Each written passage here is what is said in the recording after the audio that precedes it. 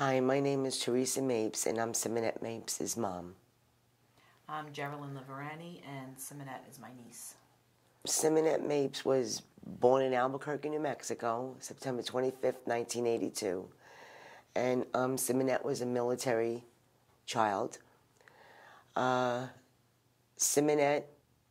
became a New York City high school teacher.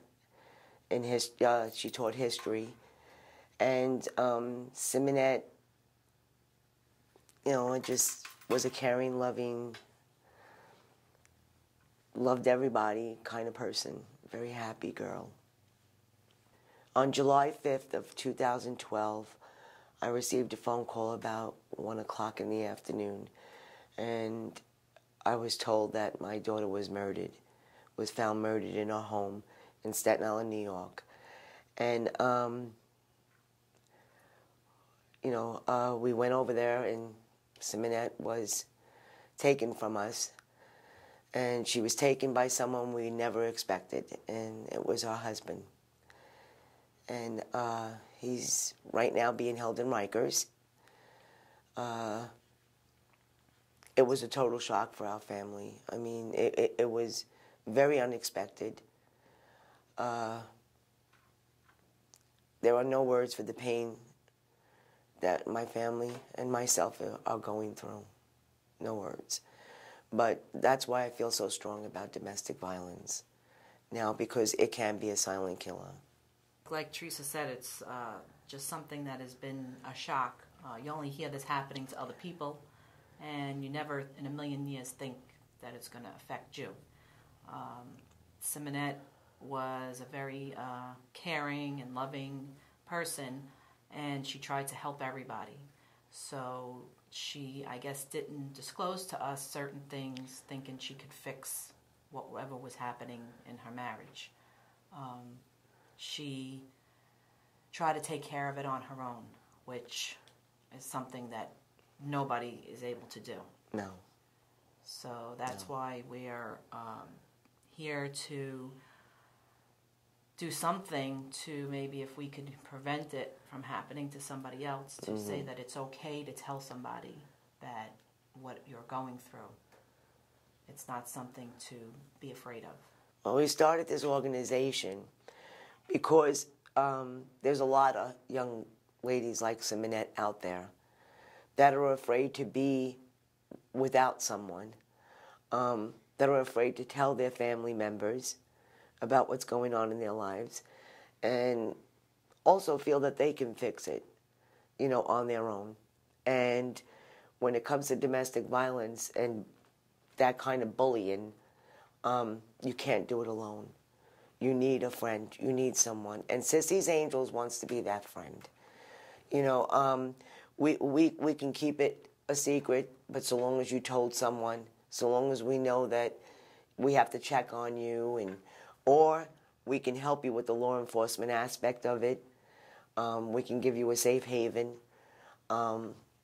We try to work with Safe Horizon, and try to get you that help that you need, because you can't do this alone. You can't.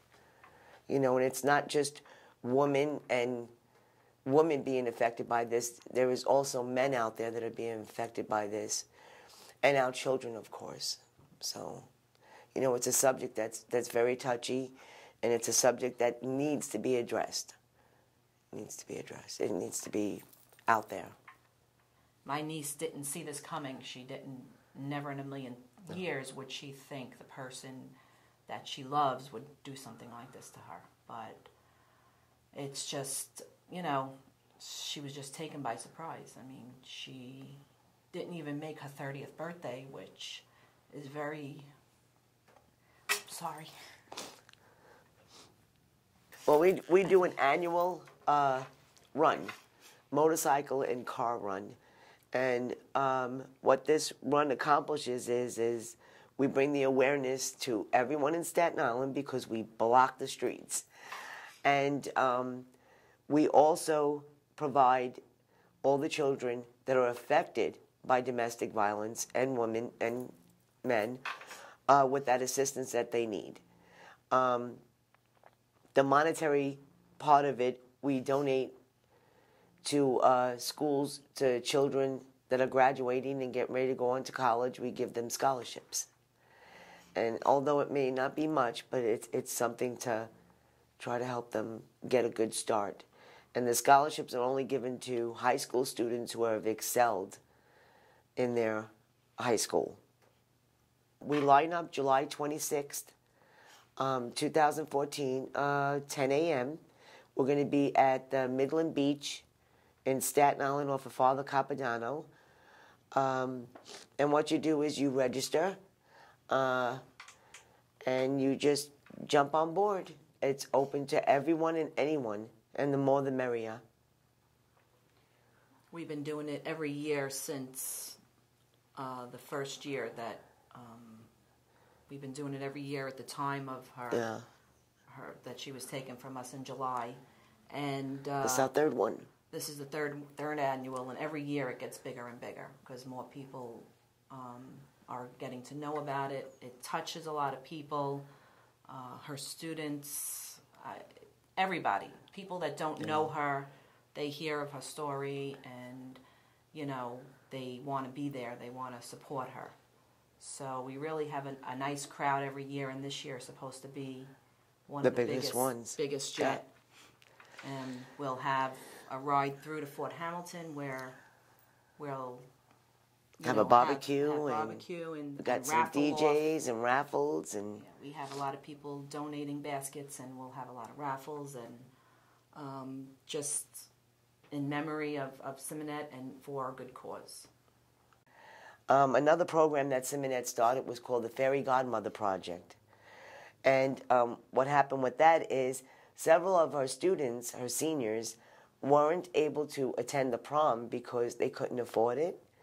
And mostly the girls, they couldn't afford the dresses or the shoes. So she decided one year to collect dresses.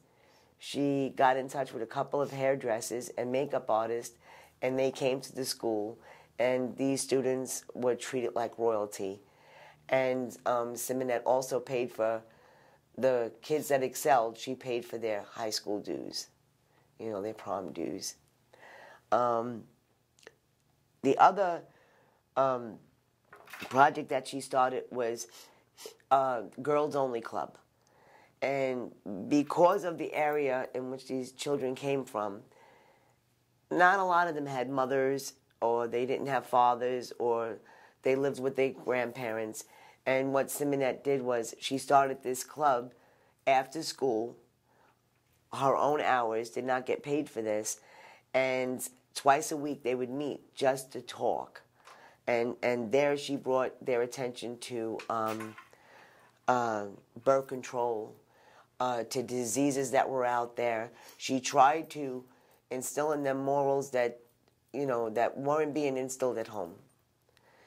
And one thing that comes to mind real quick about Simonette is Simonette selected 10 of her students that have never eaten in a restaurant. Now we're talking about senior high school students that have never eaten in a restaurant. And she brought them to a restaurant in the city, and she gave them the a la carte treatment. And at the end of their dinner, she told them, how did it feel to be treated like that? And they all loved it. They were giggling. They were so happy. And she says, that's what happens when you have a job. And a lot of those students never forgot that. And some of those girls received the scholarship because they excelled so well in their school. That was the kind of person Simonette was. We want to just, get the word out there that for your children, your daughters, your friends, your cousins, whoever it is you may know. Or suspect anything, you should try to get them help, try to get them, away from a situation that could turn into something that you can't reverse. We were a close family. We're a very close family, always together, always did everything together, and we didn't see any signs at all, nothing.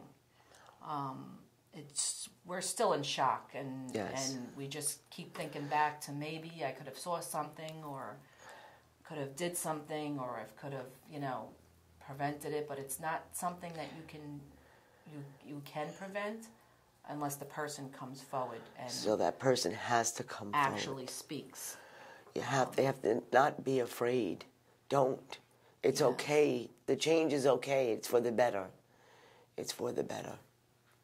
It And really we is. feel just before we do feel that Simonette actually got to that point in her relationship where she realized that She was leaving.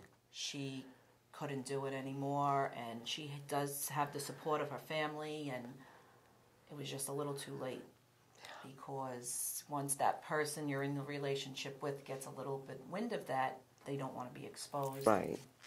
So you have to do it in a way that, is going to be kind of like, a way that to ease yourself out of it. And that's what Sissy's Angels is here for, is to Help you Help. get out of there. find a way and do it the right way. So this way you don't, have an interaction that could be, Deadly. something that can't be reversed is right.